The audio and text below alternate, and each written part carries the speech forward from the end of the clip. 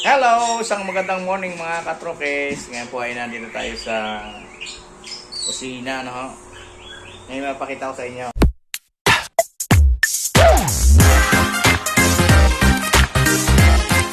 Aray nahimay ng mais, ano? Ito, mais na ito. Ito ibabatog. Ito magulang na mais na.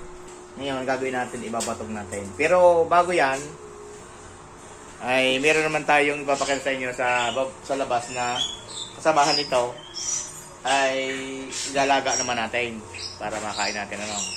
Dalawang klase para maganda, no. Kahit tayo ay meron tayong gas stove, ayan.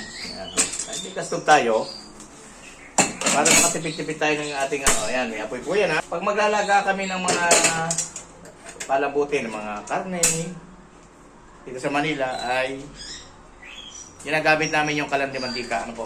So ipapakita ko sa inyo na laking pakinabang sa atin ng may kalan de mantika, ano po. Ayan, dito kami sa labas. Ito yung aming bahay dito.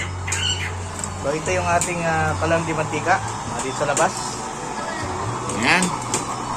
Ipapakita ko sa inyo na yung ating kalan de mantika ay malaking pakinabang.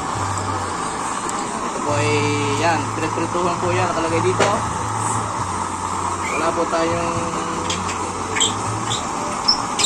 tawag dito, pinag-change lang ng motor, wala. So ito yung ating papakita sa inyo, mais. Ayan, o, magulang na po yan.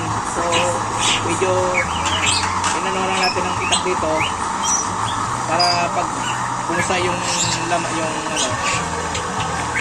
yung pinaka-butil na yan, bubusa po yan dahil magulang siya, ano po.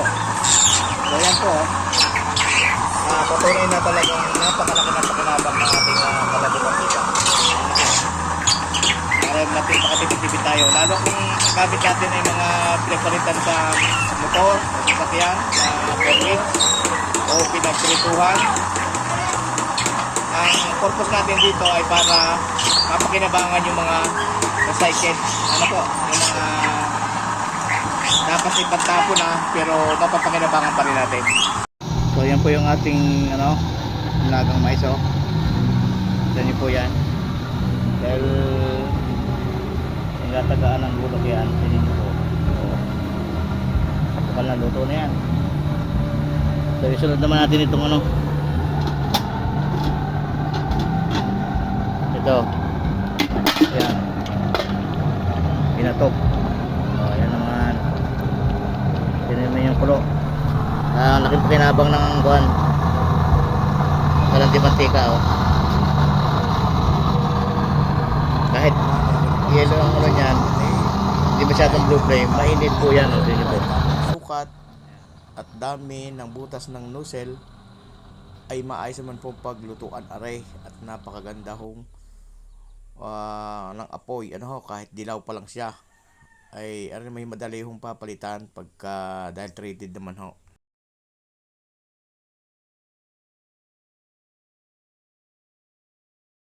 Kaya kagandahan nito yung may lutuan dito tapos may patungan dito para yung niluto natin dito natin patong, ayos lang. Alam ko na dito tayo sa labas,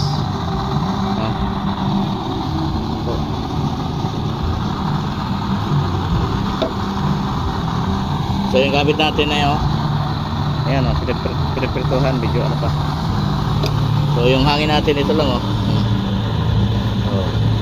wala pa sa pool yan, kung ipul natin lalakas pa yan, so yun lang po, kalahati lang yung ating hangin.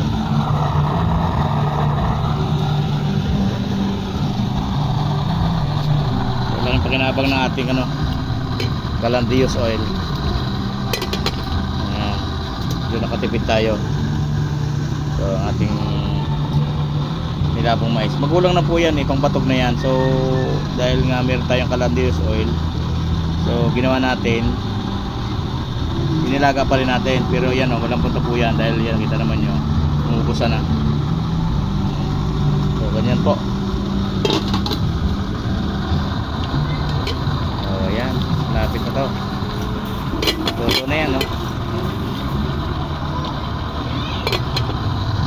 So yun po ang ating purpose dito, para tayo ay makatipid sa mga konsumo natin at yung ibang magagastos natin na dapat natin tipidin ay may ilalagay sa ibang bagay. Ano po?